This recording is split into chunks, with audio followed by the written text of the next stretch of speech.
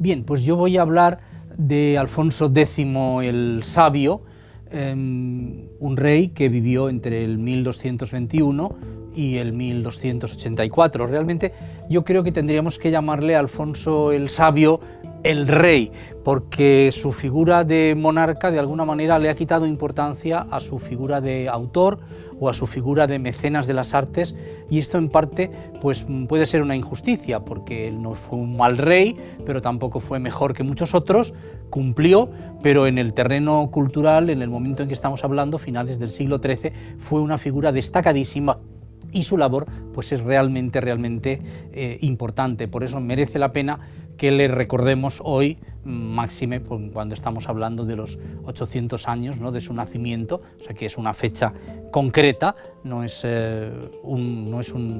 una persona elegida al azar, tiene su conmemoración merecida, y voy a intentar recalcar un poco cuáles fueron sus contribuciones más importantes a la cultura castellana y a la literatura concretamente. Es una persona que, en primer lugar, escribió mucho. Toda su obra reunida ocupa 20 volúmenes, pero ya digo, su figura de coordinador, su figura de compilador, pues ha restado importancia a su figura de creador. Él fue un sabio en el buen sentido de la palabra, fue un investigador, una persona que estuvo siempre buscando el saber, buscando la cultura, tanto en derredor suyo y cerca como en lugares lejanos. Fue un humanista en el sentido de que dio gran importancia a todo lo humano, a todo lo que surgía del hombre. En ese sentido fue un precursor. Fue también un sistematizador. Él se encontró diversos órdenes de cosas, tanto en leyes como en prácticas, como en las mismas artes, que estaban pues de alguna manera desordenadas, y dedicó gran parte de su esfuerzo a ordenar, a sistematizar, a regularizar, a homologar y a hacer las ciencias del momento y las artes del momento más lógicas, más sensatas, más clasificadas y más accesibles, por supuesto, a todo tipo de personas. Fue un intelectual también en el sentido moderno, ya que dedicó su vida a este tipo de actividades. Se ha dicho que no fue excesivamente original en lo que escribió. Bien, esto es cierto, pero ha de decirse que la originalidad no era una virtud medieval. Sin embargo, el esfuerzo, el trabajo constante sí lo eran, y ahí a Alfonso pues pocos le pueden ganar, porque, como ya he dicho, su obra es ingente. ¿En qué manera desarrolló él este amor por la cultura? ¿Qué legado nos dio? En primer lugar, él supo rodearse de sabios, supo rodearse de expertos de toda índole y de toda procedencia, sin ningún tipo de prejuicio, tecnócratas, que diríamos hoy en día, expertos en distintos campos que le ayudaron a redactar las obras por las que les conocemos. Tenemos, por ejemplo, las 7 partidas, una de sus obras más importantes. Es un tratado jurídico, está basado en el derecho romano, pero con la salvedad de que está basado en los sucesos, en los casos y en las situaciones de la España de su momento.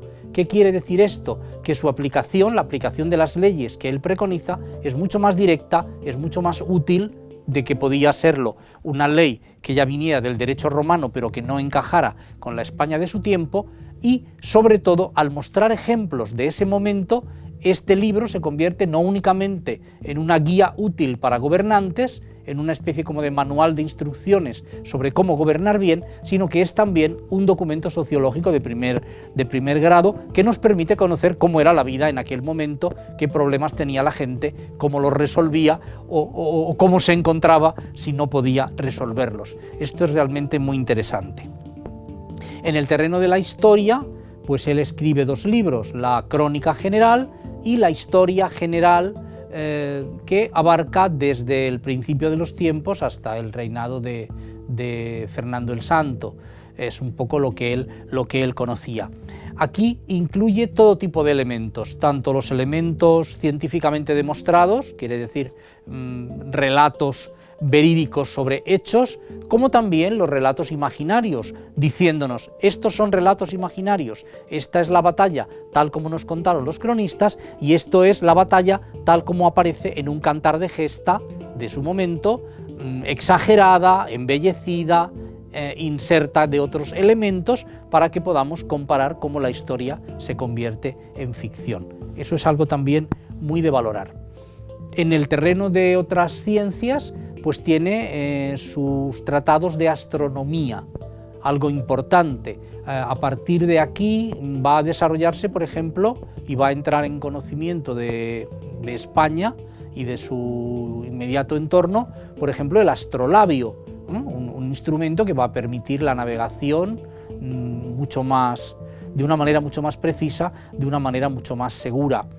Y también, en cuanto a las posiciones de los planetas, él hizo, de alguna manera promocionó, que se establecieran todas las posiciones. Para eso se hizo un trabajo bastante largo en unas tablas que primero se denominaron tablas toledanas, puesto que fueron en Toledo donde se elaboraron, y que luego pasaron a llamarse, en honor suyo, tablas alfonsíes, y así las conocemos, son las que hoy conocemos hoy en día como las tablas de Rafael, que indican las posiciones de los planetas y permiten a los astrónomos pues su trabajo en cuanto a combinaciones de planetas, etc. Y luego, en el terreno de las ciencias, pues desarrolló su interés en otras cosas. Hay una obra suya, que es el Lapidarium, en donde se analizan las propiedades de las piedras, las propiedades de los metales, tanto para la vida, diríamos, mecánica, para la construcción, como tanto también para los procedimientos curativos, hasta qué punto los metales podían ayudar a la curación de personas que estuvieran carentes de hierro o que estuvieran envenenadas por otro producto. Esto es muy curioso. Y, como no desdeñaba tampoco lo lúdico y la vida de placer, pues escribe un libro muy curioso, que es el libro del ajedrez, dados e tablas, o sea, el libro del ajedrez, de los dados y de las tablas. Por tablas él se refería a lo que nosotros conocemos como las damas, y en donde pues se cuenta un poco la historia de estos juegos, su origen, de dónde vienen y por supuesto sus reglas y algunas de sus peculiaridades, de sus trucos, de sus anécdotas. Realmente la figura de Alfonso destaca también por su intervención en la Escuela de Traductores de Toledo. La Escuela de Traductores de Toledo ya existía desde siglo y medio antes, pero él va a darle a esta escuela nueva fuerza, nuevo ímpetu, y va a darle un sesgo distinto. ¿Por qué? Porque un siglo antes, cuando la Escuela de Traductores de Toledo estaba dirigida y de alguna manera impulsada por Domingo Gundisalvo, se centraba su labor en el latín. Todos sabemos cómo funcionaba esta escuela, había traductores de distintas lenguas, se traducía simultáneamente un libro a varios idiomas. Un traductor hebreo, vamos por caso, se ponía de pie y en voz alta iba poco a poco leyendo frases de un libro hebreo que al mismo tiempo era traducido al árabe por el especialista en árabe, al latín, al romance, al castellano de entonces y a otras lenguas. Este era el procedimiento. Pero ya digo, el latín era la lengua en la que se centraba la Escuela de Traductores de Toledo antes de Alfonso. ¿Qué innovaciones hace Alfonso desde el punto de vista de su participación personal, tanto en apoyo moral como en trabajo, como por supuesto en fondos y respaldo económico? Pues da gran importancia al árabe. Él considera que los árabes son un pueblo que son grandes transmisores de cultura, que han traído desde Oriente nuevas materias científicas, como puede ser la medicina avanzada, como puede ser el álgebra, como puede ser la astronomía, y decide que esos libros tienen que conocerse. Entonces insiste en traducciones del árabe a otras lenguas. Y luego la historia le da la razón. Cuando hablamos de la evolución científica en la Edad Media, hay un antes y un después entre el momento en que los textos árabes entran en escena. Hasta que no se conocen y el momento en que sí empiezan a conocerse, cambia radicalmente el panorama científico de Europa y por supuesto de Occidente. Entonces esta innovación es mérito de Alfonso y a él se le debe. Pero no solo con el árabe, él insiste en dar gran importancia al castellano. Diríamos que él es el que le da oficialidad al castellano, el que hace del castellano, del romance, como se denominaba entonces, la lengua importante. El latín va a perder parte de su, no de su prestigio, porque eso el latín no lo va a perder, sino un parte de su presencia, y se van a traducir muchísimos más textos en castellano, y va a procurar que sean textos que estén al alcance de todos. Este castellano que Alfonso maneja y hace manejar en las traducciones que él controla es un castellano que tiene modismos, es un castellano que incluye refranes, es un castellano que incluye palabras provenzales, incluye galicismos, incluye palabras de otros lugares, y consigue de alguna manera que la lengua elegante, que en ese momento estaba siendo el galaico-portugués, empiece a ser también el castellano, que el castellano pierda esa condición que tenía de lengua secundaria, porque era una lengua considerada un poco más fea que el galaico-portugués, sobre todo para la lírica, y que empiece a tener un poco de prestigio, y que los mismos castellanos la respeten un poco más. Esto es también mérito suyo. Bien, ¿qué obras importantes hace Alfonso traducir? ¿Qué obras se hacen por impulso suyo? En primer lugar, textos religiosos. Esto es interesante. Él insiste en la traducción de la Biblia a todas las lenguas, por supuesto, pero hace lo mismo con el Alcorán, hace lo mismo con la Cábala. ¿Qué quiere decir? Tenemos agentes de distintas religiones traduciendo a sus lenguas textos religiosos de otras religiones. Luego vendrán los alemanes y dirán que hasta el siglo XVIII no existió la ciencia de las religiones comparadas, pero de alguna manera en la Escuela de Traductores de Toledo, en tiempos de Alfonso, y estamos hablando ya de los años 1260-1270, expertos en lenguas y religiones conocieron de una manera directa y compartieron estos textos sagrados de unos y de otros en paz y compañía, y realmente con interés. Esta es una labor que también es muy meritoria. Luego tenemos el Septenario, un libro del que menos se habla. El Septenario, mandado traducir y seguido paso a paso por Alfonso, es una recopilación del saber medieval. Es prácticamente una enciclopedia medieval basada en las materias que se solían enseñar, que como ustedes saben se dividían en lo que se llamó el trivium y el quadrivium. El trivium consistía en 3 materias, que eran la gramática, la lógica y la oratoria, y el quadrivium consistía en la aritmética, en la geometría, en la música y en la astronomía. Pues bien, todo el saber medieval con respecto a estas 7 materias principales está en este libro codificado de una manera alfabética, de una manera amplia, de una manera de muy sencilla consulta. Alfonso se interesa, insiste en que los libros sean de fácil consulta, que no haya que leérselos de inicio a final para encontrar lo que nos hace falta, sino que tengan sus índices y sus partes muy bien especificadas, y realmente con este libro consigue difundir en gran medida la cultura. Y por supuesto tenemos también la obra medieval más famosa dentro de la narrativa, que es Calila o Adimna. Calila ed Dimna, también así llamado, es una versión castellana, la primera que hay en castellano, en una lengua romance en Occidente, de un clásico de la India, un libro que se denomina el Panchatantra. Los 5 libros es una colección india antigua, escrita por Vishnu Sharman en el siglo II, en el siglo III, que recoge una gran cantidad de fábulas de animales con un contenido moral que se empleaban en la India para la enseñanza de los príncipes. Es curioso ver que la manera que se tenía entonces de enseñar a los, por príncipes entendemos también a los pudientes que podían pagarse un maestro, era el comentario de textos. Se les daba un fragmento de este libro, se les daba una semana para que lo rumiaran, y luego en la clase se comentaba en voz alta. No había memorización, sino que había aprendizaje tanto de la literatura como de la moral mediante un procedimiento de diálogo continuo entre maestro y profesor. Esto es muy curioso.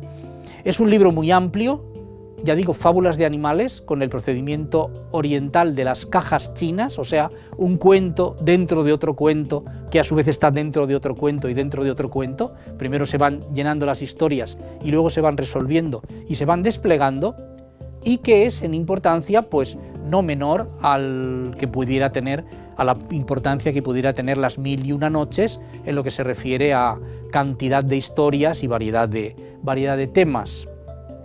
Se hizo de este libro, es un libro sánscrito, se hizo una traducción al persa, de ahí se tradujo al Pehlevi, después al árabe, después al siríaco, después pasó al griego, al latín y del latín al castellano, y en Castilla fue realmente donde este libro tuvo importancia. Las traducciones que se hicieron a otras lenguas romances, al italiano, al francés, pues fueron ya muy posteriores, fueron ya del siglo XVI.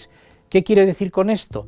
Que gracias a Alfonso, que buscó este libro y lo consiguió y lo mandó traducir, tuvimos en España durante 3 siglos acceso único y privilegiado a cientos, si no miles, de cuentos interesantísimos de la tradición oriental que entraron en la literatura española y que continuaron. Estas fábulas no solamente llegan hasta los fabulistas del XVIII, como Iriarte y Samaniego, no solo llegan hasta fabulistas del XIX, como Príncipe, como Miguel Príncipe, sino que incluso en el XVII, en nuestros autores barrocos, pues están por todas partes. Las comedias de Lope, de Tirso, de Calderón están llenas de fábulas, de animales, de consejas, de cuentos tomados del Panchatantra, que a su vez es Kalila e Dimna. En este libro, los protagonistas originalmente eran 2 chacales, se convierten en lobos, ¿verdad?, por la fauna española del momento.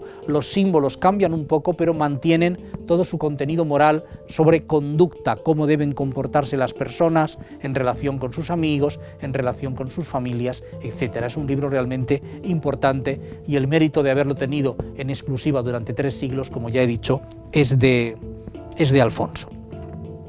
Bien, y pasemos ya a su obra más importante, ¿no?, las Cantigas de Santa María. Algunos en su ultracorrección dicen cántigas, ¿no?, al estilo galaico-portugués. Bien, las Cantigas de Santa María él las escribe realmente por su propia devoción, ¿no? Él tenía su oración propia, él decía: Santa María, estrela do día, móstranos a vía per Deus, nos guía, o sea, muéstranos el camino a Dios, tú que eres la estrella de la vida. Sin embargo, es curioso que Alfonso fue tachado de impiedad. Fue tachado de impiedad en su momento por una afirmación que hizo. Ha sido una frase que realmente ha llegado hasta nosotros, está en los libros de citas, y que dice más o menos, no recuerdo literalmente, que si el Supremo Hacedor le hubiera tenido a su lado a la hora de crear el mundo, pues él le hubiera podido dar algún consejo útil sobre cómo hacerlo, ¿no? Y por esto se le tachó un poco de impiedad. Vas a enmendarle la plana a Dios. No, no es eso. Yo lo entiendo en un sentido más humorístico, en el sentido de decir, bueno, el mundo tiene sus defectos y hay cosas que se podrían mejorar. Yo creo que no hay nada de impiedad aquí. Sin embargo, Dante, en su Divina Comedia lo menciona como un impío, y dice: en España hay un rey que no sé qué y no sé cuántos, y en un terceto pues realmente le critica. No, Alfonso fue una persona devota, en su vida lo fue, en sus obras lo fue. Él fue el fundador de una orden de caballería, la Orden de Caballería de Santa María de España. No es una de las más conocidas, pero su presencia está ahí. Y bien, contribuyó a la escritura de las Cantigas de Santa María. Estas son composiciones, son cégeles del mundo árabe, ¿no?, de la España árabe. Se han denominado también virelai a este tipo de composiciones. Son composiciones breves, de entre 4 y 16 sílabas, y son unas 430, de las cuales no todas son suyas. La autoría de Alfonso está demostrada más o menos en un centenar. Un centenar de ellas son suyas, sin lugar a dudas, y en las otras, pues de alguna manera intervino, o bien dio la idea a sus colaboradores, o bien rectificó, corrigió, y las de los otros y el resto de las composiciones, pues se nota su estilo en algunas de ellas, en algunas partes. Es obviamente una obra diríamos, grupal, aunque ya digo que 100 de estas composiciones sí son propias.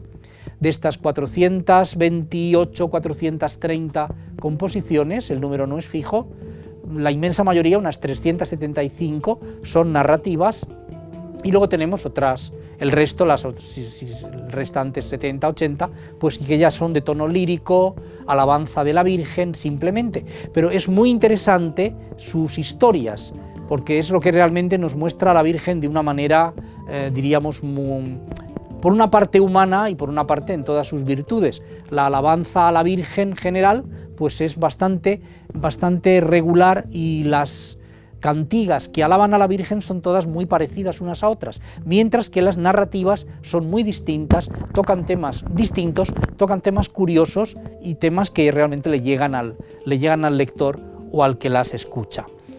El origen de estas historias es variado. Algunas de ellas se dice que son milagros que el mismo rey escuchó, otros se dicen que son milagros que el mismo rey presenció. ¿Hasta qué punto es esto correcto? Pues no lo podemos decir. Las fuentes literarias son las cantigas de Gonzalo de Berceo, por supuesto, no podemos olvidar nuestra tradición. Y luego también hay un autor francés, que es Gautier de Concy, que es un dominico, un fraile dominico, que escribió también los milagros de Nuestra Señora, los miracles de Notre Dame. Entonces, es una época en donde todo contribuía un poco a esto, la devoción mariana estaba en su apogeo, y se escriben este tipo de composiciones casi por toda Europa. ¿Por qué son interesantes las de Alfonso? Por su falta de, diríamos, de pretensiones. No es literatura pedante, no es literatura para eruditos, es una literatura para el pueblo llano, que es quien tiene que recibirlo. Es un estilo trovadoresco el que se emplea, es un estilo paralitúrgico. No se pretende que el lector conozca el dogma, simplemente que entre en contacto directo con la Virgen, ¿no? y que la vea de una manera cercana. Y esto realmente lo consigue. ¿Qué hace la Virgen en estas historias que protagoniza? Bueno, pues hace cosas muy diversas. Protege ciudades de sus enemigos, protege ciudades de catástrofes naturales, de un terremoto, por ejemplo, protege barcos que navegan y que están en riesgo de naufragar, protege a personas de ahogamientos. La Virgen resucita a muertos. Y es muy curioso, no hace distinción entre criaturas, no solo no hace distinción entre ricos y pobres, no hace distinción entre buenos y malos, no hace el milagro únicamente para aquel que teóricamente lo merece, lo hace para todas las personas, incluso para los animales. De la misma manera que resucita a un niño que acaba de morir, resucita también a una mula que ha muerto. Esto lo hace muy simpático, sobre todo al público de un entorno rural que vive y depende de sus animales para la subsistencia. Salva de peligros, por supuesto, a muchas personas. A un montero que le va a caer una campana encima, pues le salva en el último momento. A obreros que caen porque trabajan en un andamio y entonces se caen y la Virgen los salva. La Virgen recupera objetos robados, la Virgen hace que el que se ha perdido por el bosque encuentre el camino, da consejos, por supuesto, y sus apariciones son muy interesantes. Sus efigies se mueven, levanta a la Virgen la mano para parar una pedrada, levanta una pierna para impedir que una flecha mate a una persona, en un momento dado hace emanar leche de sus pechos. La Virgen se enfrenta al diablo, la Virgen va al infierno a rescatar el alma de una persona a la que el diablo ha engañado con malas tretas y que le ha hecho cometer un pecado mortal poco antes de su muerte. La Virgen se erige, por decirlo así, no solamente en protectora de los desamparados, como siempre lo ha sido, sino de alguna manera en la heroína que lucha contra el mal de una manera directa, de una manera abierta, para salvar el alma de sus fieles. Y lo que es más interesante, sustituye sustituye personas cuando cree que es así. Hay dos leyendas muy curiosas, ya con esto acabaré. Una es sobre un caballero que es tildado de cobarde porque llega tarde al combate y sus compañeros le dicen: ¿por qué no has llegado al combate cuando el combate empezaba? ¿Tenías miedo? No, es que yo había ido a misa, había estado en la iglesia asistiendo a misa. Bueno, bien, eso no es óbice, le dicen. Bien, pero la batalla se gana porque la Virgen sustituye a este soldado y contribuye con su presencia a esa victoria para que él no quede mal. Y, sobre todo, una leyenda que luego el romanticismo recogerá, que es la leyenda que conocemos, por ejemplo, en Zorrilla, como Margarita la Tornera, y que nos cuenta una historia muy conmovedora, una monja que es la tornera, ¿verdad? Es la portera en un monasterio, la que se ocupa del torno, que es seducida por un don Juan, por un malvado, se escapa con él la maltrata, la abandona, y entonces ella se da cuenta de que en el amor terrenal no está la felicidad, de que ella quien ama es a Cristo, quiere volver al convento, pero tiene miedo. ¿Qué va a pasar cuando yo regrese? ¿Qué va a suceder conmigo? Finalmente, haciendo un acto de valor, regresa dispuesta a cumplir todas las penitencias que se le pongan, a cumplir su castigo, y tiene muchísimo miedo por lo que va a pasar. ¿Y qué es lo que pasa cuando ella regresa al convento? No pasa nada, porque nadie se ha dado cuenta de su ausencia, porque durante los días que ella ha estado fuera, la Virgen ha estado sustituyéndola en el torno, haciendo una labor en teoría inferior para conseguir que nada le suceda a esta mujer que ha pecado en un momento dado, pero que se arrepiente enseguida. La Virgen es sobre todo compasiva, no es cruel, no es vengativa, ella conoce el alma de sus fieles, sabe lo que está en su interior, sabe que esa mujer ha tenido una debilidad, pero que realmente su vocación es la religiosa, que va a querer volver ahí, y hace lo posible y lo imposible, hace realmente el milagro para que ella pueda realmente insertarse de nuevo en su vida conventual y en su amor a Cristo. O sea que encontramos aquí a una Virgen que es misericordiosa, amante con todas sus criaturas, sean de la clase que sean. Y eso es lo que me parece interesante recalcar de la obra de este hombre que fue rey, pero al que deberíamos más recordar como escritor y como escritor marianista.